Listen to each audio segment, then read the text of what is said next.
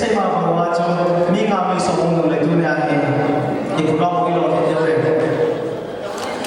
ave la chu ta bang chong ko la ai ki mo mai thong ki mo lo mai thai ta na de ja chu se ta e ave la ki ma mo no le pa ki le bu le na te mo ta le lo ki pa no ke tu ne ha no lo chu lo lo ko ha 1966 ka ma cha ma ko le la an za ka zakana na ai lo ka se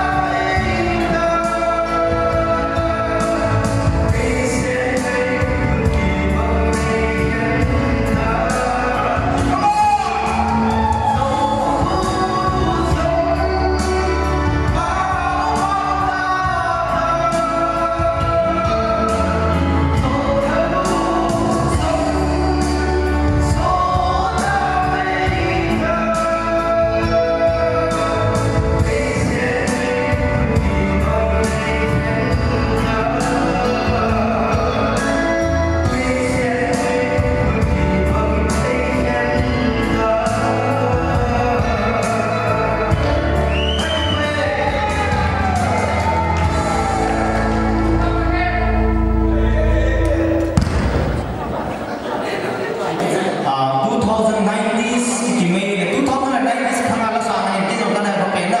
ipile ma sa kami ki pagi sa ki ya kami ko be kirte punya kham tu min loi ba the comedians ahi kasena ko hin apatil the comedian junior kham kichum ki monga hi isai ma bongin wang padum tai kasena ko ya hi 1 million views ka inay rin na ija lahi ano to sensation of kipto na raw kipke nahi lasa chu mere to limbo hi direction chu kim kape hi about the videography hi gibian media na pe hi ji 1 million views hi 1 million la chu na na sa pha awale thi para sai dinga chu ai ku kila hi na kai sang lo hi hi na ke le the we na na sa pha lo ai chilai 1 million views ki ti to na hi ko inna isa to na sa pha lo ne ke le thi the wai ke isi chu na sa dinga chu meria lung dim to lim boy to tham amani chu state sa ni ko we amani ne ko problem ne pe te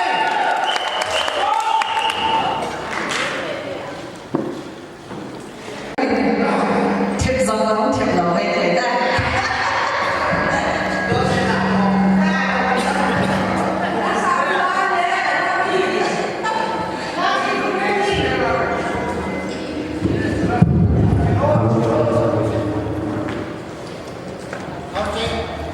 Continuo a essere capisco no Anh phải là đâu?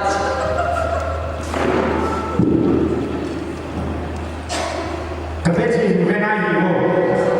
don't know okay music hello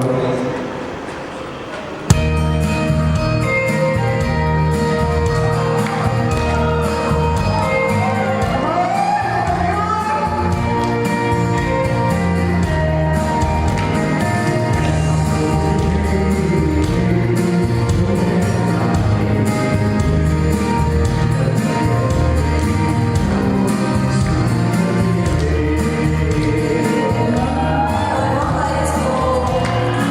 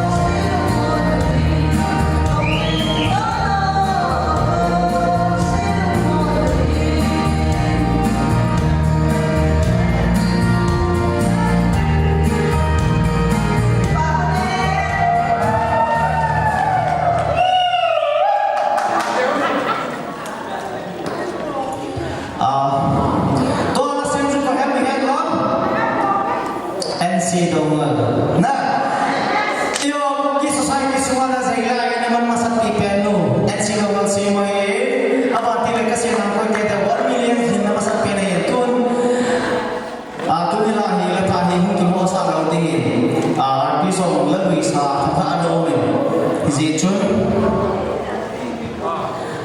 cùng biết hi nga ham điều gì na kể cùng biết các hạ cả chung trong trận lần luyện anh sang hồ hi các anh câu tiền chun PSY bao khen la anh là giống ta bao khen la anh sa hi chun anh mình cho asai cái đồ này cái mình biết tay na thì gì chuyện tiền này ngay trong một cái lần chỉ coi siêu coi sa ham thì cho làm cho cái bao khen anh sa hi chun PSY ho ki ko anh bo hin PSY ho ki do the di yin kan khara pe pe ni lu te tunya ko ko ni sa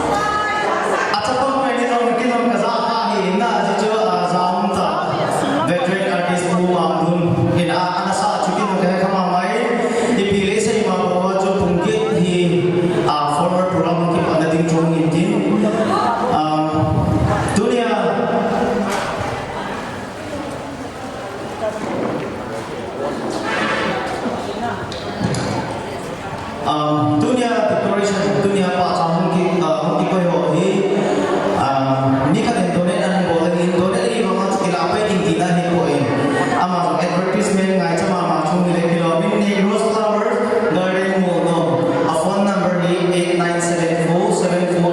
8974748859 kau itu pun kita pun pak cahaya oh mai ni le kasih pengacu tulis tulis live stream kaki boleh available phone number saya kira keting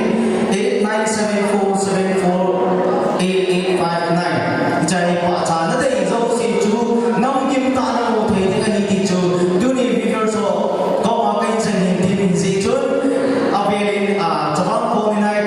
yang the comedy presence yang apa tim le kasih nam koi phone ini tu pindah zaman available negros flower golden model ni acuma available di pagi saya kira mari kali tu betul deh tulis sound like photo purizer sound amor kali tu betul live stream able piwa USB lungdim YouTube channel apa tinggal Frankie Sonta amani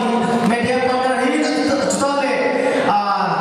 live ilawin video recorder able piwa gibian media amor di sana le kami memang demo sana program lori itu Miriam lungdim kasih nama koi producer amor justru sana ko kita reaction kita jaga program forward program empat dua itu is it John Miriam lungdim di pilihan sahaja tiwang cekik ko report about pun hindi mo teman pilihan sahaja tiwang cekik ko cekik ko siapa yang ko yang juga intro ko bote itu ko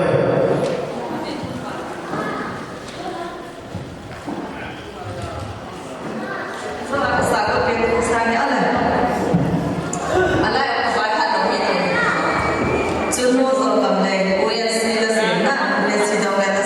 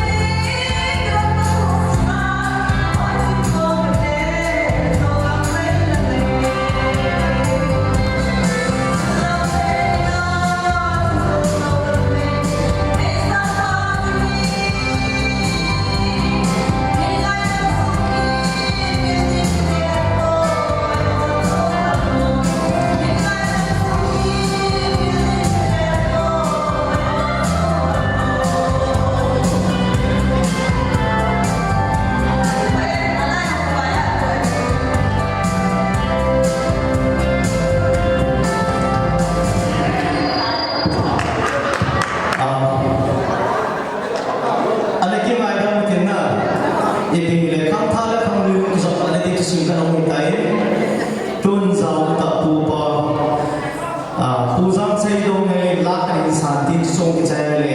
the comedy so program song kita ini, mungkin pai ini, gitar,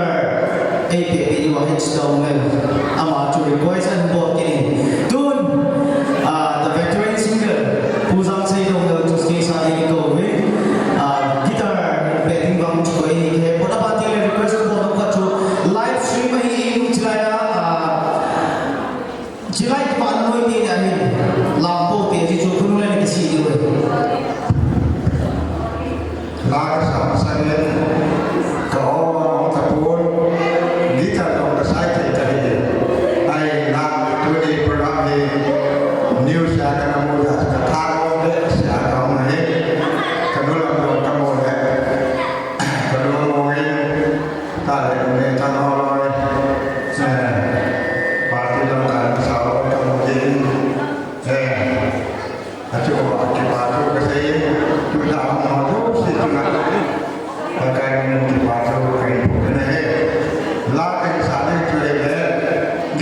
bị đến cùng nhau cái nó hỏi thật là đi là đi thật là sai thì là cái sao thì bốn là bác bốn là sinh lý cho mặt của chơi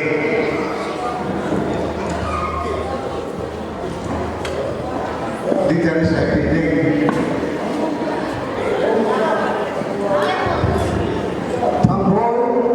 thằng bố mà tên nó không được thì phòng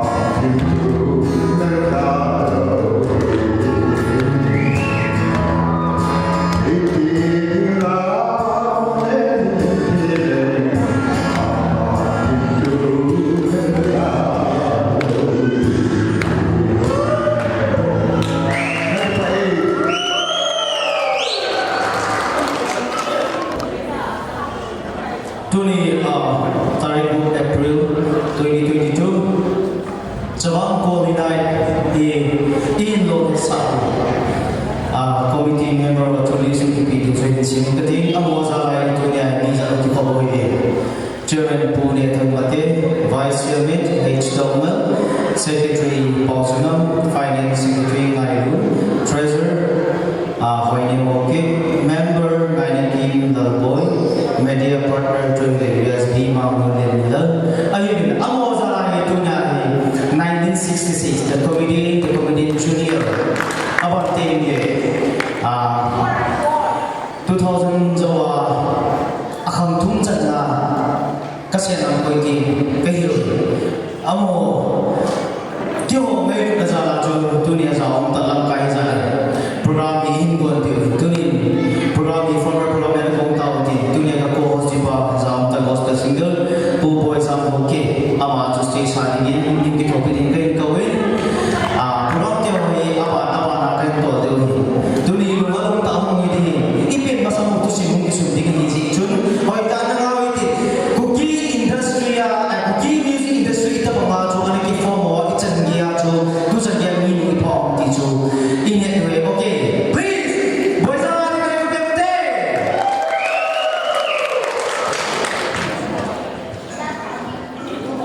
tu ne ba le mi thi so yong pha le o ha ka ka tha ai ba mi thi la mis ka ma pha lo khan sa le ki to bi le ti ta ha na me ne wa la jo asa wa pa ma sa sa ka mi thi ko de ki le ro ho ma ki se lu ha lu pia ka le lo na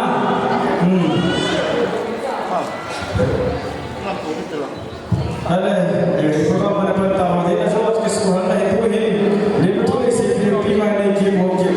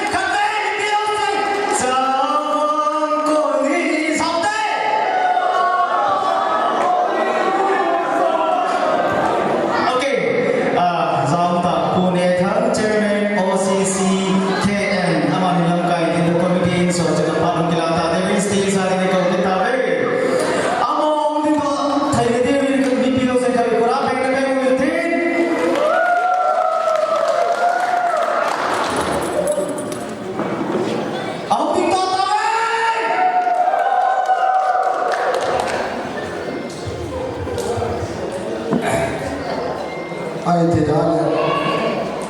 mi yong tâm của mình hồ suy ecom gì thu hiện trên là bao cái thì mai có phép tổ kinh sáu kinh nhiều khác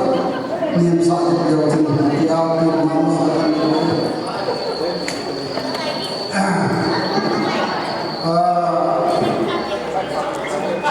vì vậy sao có những cái program thì tu lại không thảo này cái ai đi ra sao có những cái gì ta cũng biết thì 1966 Belarusian radio thảo program mà cái khung quan này ta thì chỉ cái gì mà sao punya kemudian selama damna laya ila awam bahawai amu ki kho anwa kulan jawai pai ke ho hedin ama hi kha ni ko ka tin lung se ta ai thia ko tin na be ji da kan mun nei ama sam zam nam tu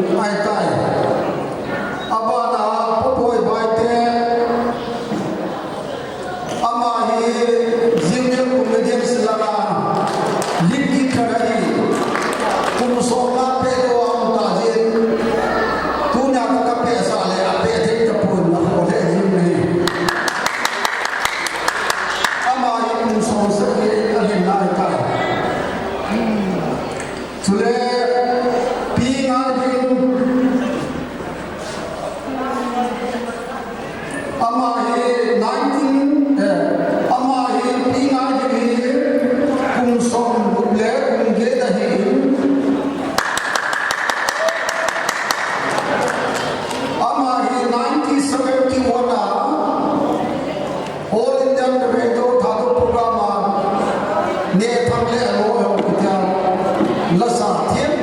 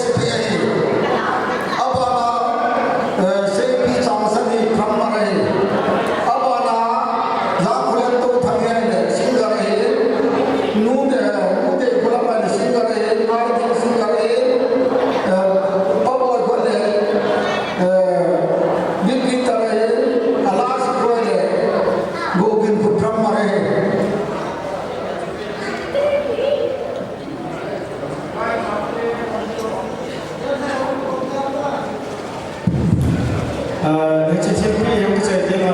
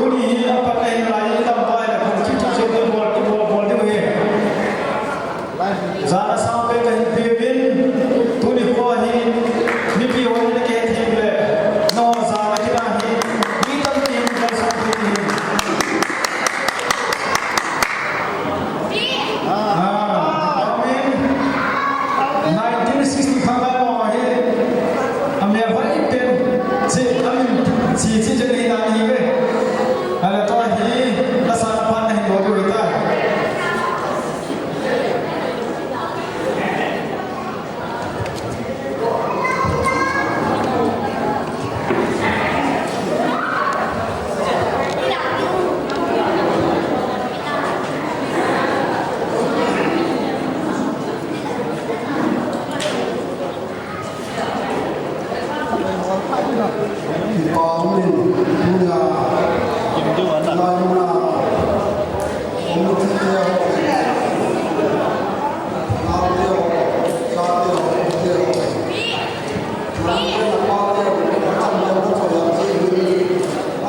để không bỏ lỡ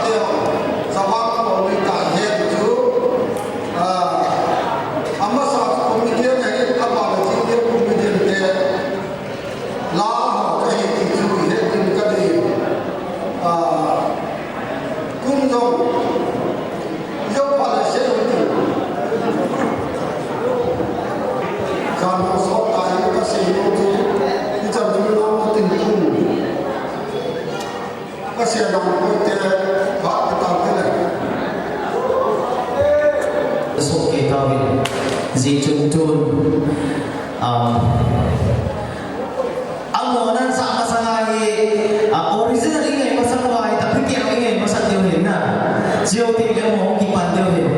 cái gì chứ giống ta the comedians họ hết các sẽ làm quay team họ hết giống lệ tuôn họ sẽ sao ta tan cái gì các sẽ làm quay team Miriam lúc team ama chúng tôi có sao không đâu sẽ sao không tin tôi là ni cái giống ai sao thì là gì chứ last one là ni cái cố vào đây bây giờ cố đi chụp compare thì cái là mấy thì giờ chụp lá ni cái giống ai sao thì coi là coi tôi là sao không làm được chiều thì cái program mà bạn ấy chẳng là cái điều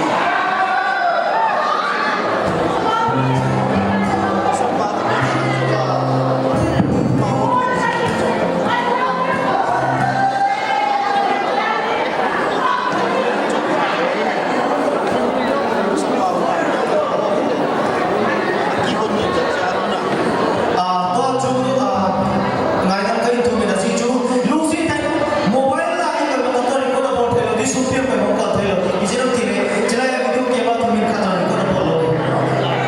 इसे आज जो का काम हमारे मौका हम तो आसर से मुझे तो बातों से मिला अजी जो हमारे हमें ना सवाल को लेना कि तीजु तो ऐसा हो जो ही होए इसे जो मीडिया हॉल गवर्नमेंट लोग जो कंपेन होगी मोबाइल जो है कि कोई बच्चा चलाए पोसा तो हम तो चीरी कोई साथ पे नहीं अजी जी हम तो सिर्फ हम तो कहीं का ही ना इसी में साथ हो गया इसी जो लोग सिर्फ एक आलाप लोग और दूसरा सारा लाभ हुई थी सुपी लोग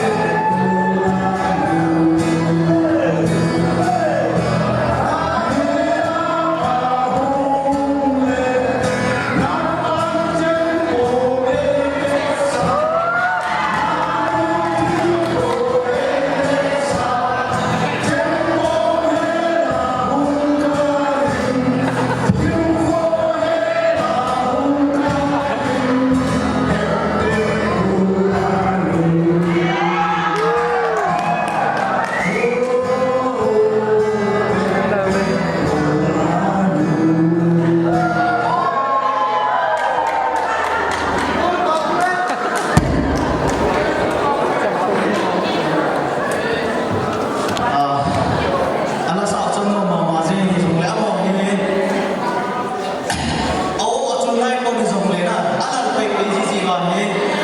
ka se nam ko ti ni amo ni so ka ka le la ka la ni an ji ji dio ka ba ting le to ya third generation ti le the committee third generation ni ko ke ta le ja chu lam lo in the ti dio ti tun sin la mo ka se nam ko ti tun ka se nam ko ti ma production no in ko pe to la sai ka dem ti bang chu ka he ko na yo ma ba ki sai tu ni zong ta pu ti ho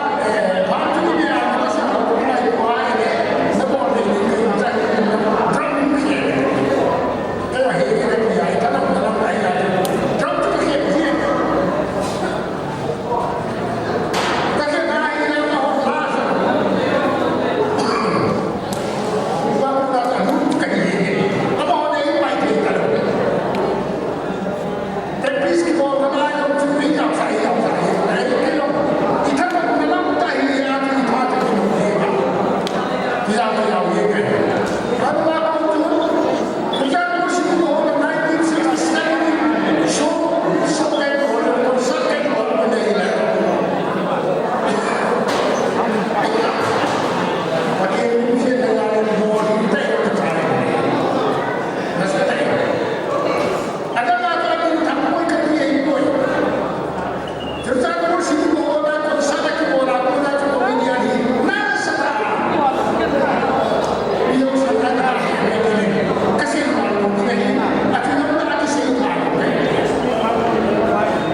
Ghiền Mì Gõ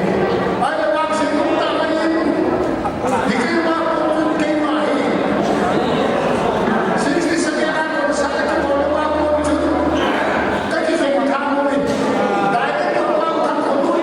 không bỏ lỡ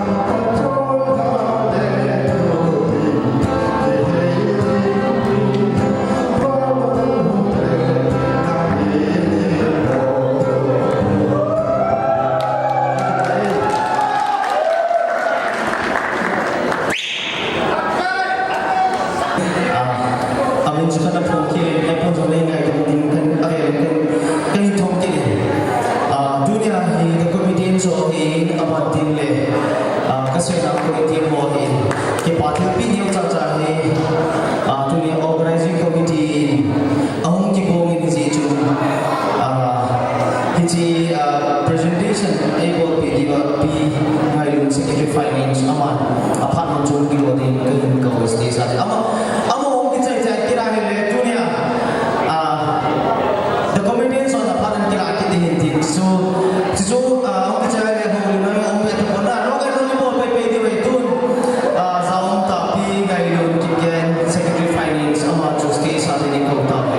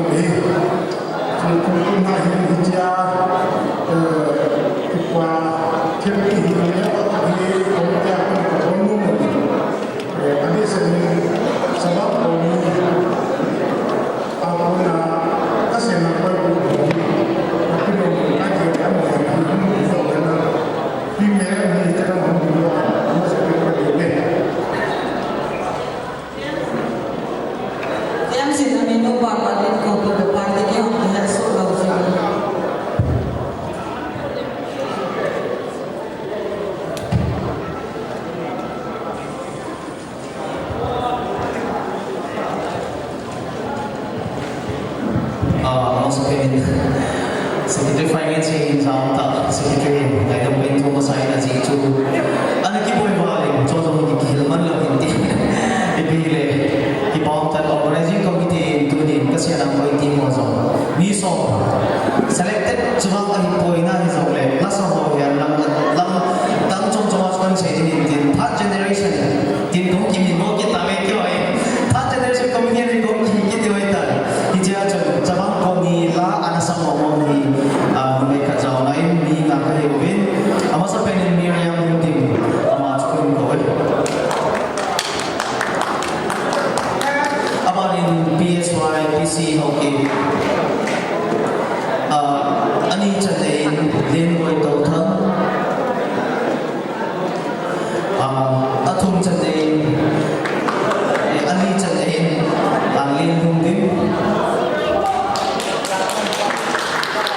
Lin Hundin, Aga Chana Chuki, Chomba Kuna Hector, Jay, Nagatina, about Tingle, Kipao Takachu, Kasena Poite, Tukang in Bangin Kanto Tavin, Kum Tum Kum Li, Anachis of 1 million views and Anayavina, Chilaka Chus, it is a Manaki watching the lines of Chilaya to Kasena Poe, actor and actress Nana, the position. Jason okay? Potong dulu betul. Nanti tu jawab kau ni actor and actress si alam dia dah tahu ni Vinci team okay actress abang tadi Alex Lodita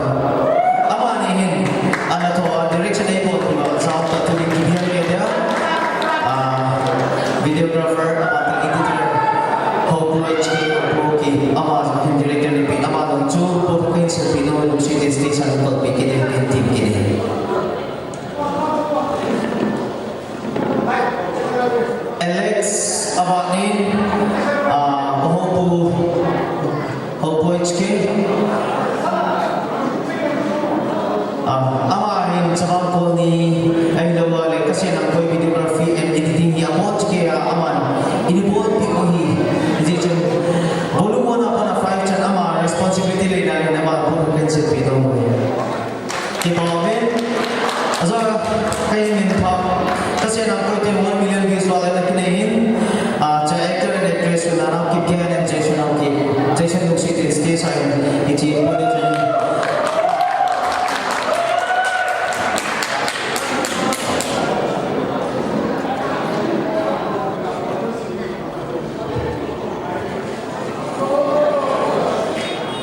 Naraw kip kaya na iti Kipaomen, nanaw kip kaya Jason na hi Alexa Balavinci abale OHK PC Lin Boy Lin Nung Dimiriam Amo Hevin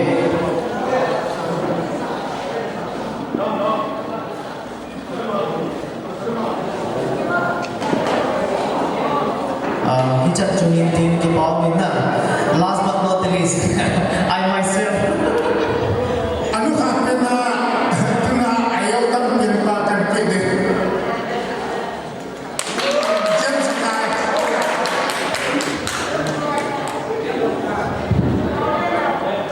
Kipaomen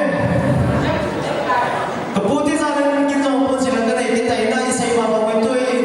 the comedians amo to lai sa sakit yun to amo lima di kami kurapay na may kinuite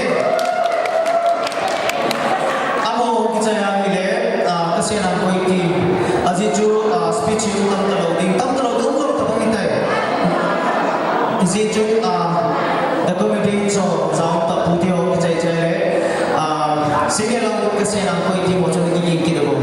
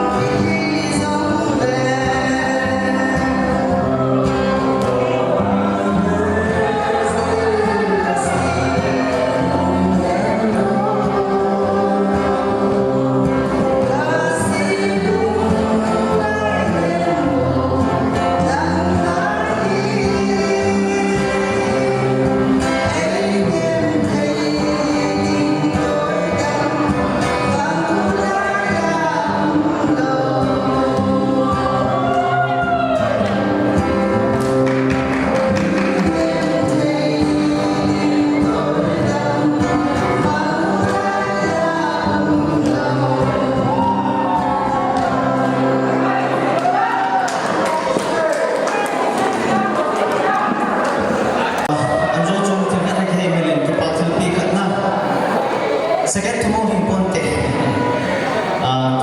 Kipatil pi khatru anane kiroitin chipat ai video ba ni boss ngam secretary ni organizing committee secretary abati kipatil pi video joile nu pi ngai rin ji ama angkoi kitimele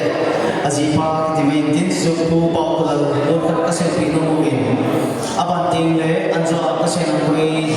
lapia performance in ball pi ba directress of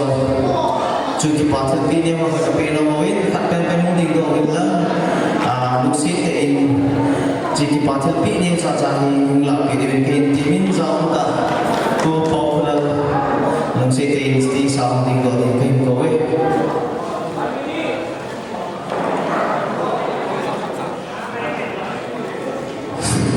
nunga ni ke pa ma mai item kan ke sai le anuma lai to thado ko la an sai to ai suma thado ko man la lo hindan tumha ikim chama wa hin so ku hi igam pa wa ya to igam pa wi pa sai wa le the ama hi pa ko le ke pada kete to anzo kasi ngoi dunia ketile ek cabang ko nila ala ek directress wala kai ke peru bila ki pathal pi ne chapung dia ko ke piring ki re aba pina azo asan sena ko ya anala ko si to amo ko anang kai pinga ni ni pa ki pa pi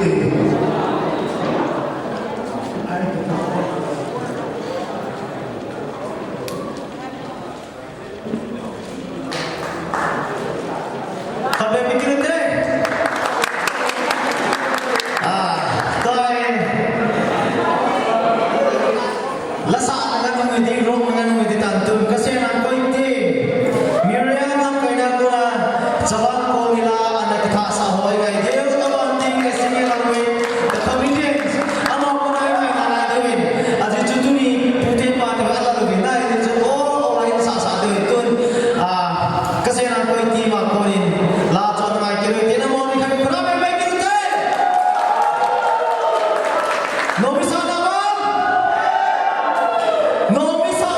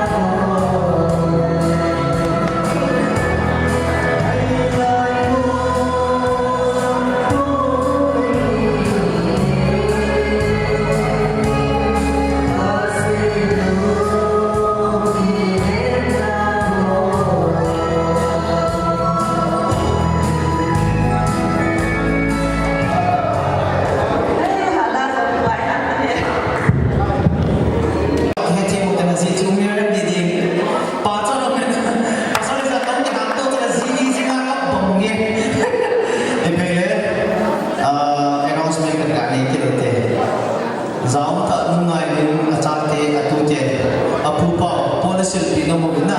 hiji phat chu chong charum kila tin chu chong ki chai che the comedian song ka am kila ki tin tu nungai ni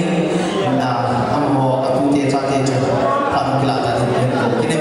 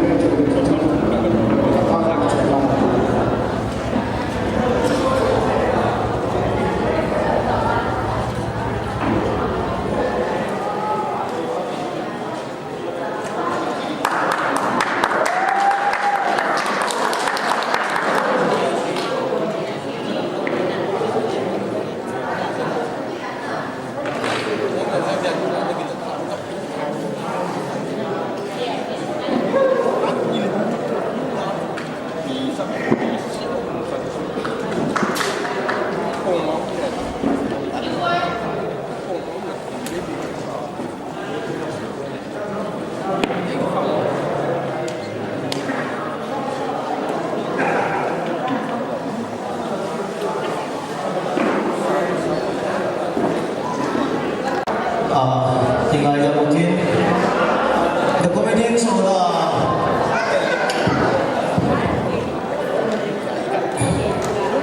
main singer female singer na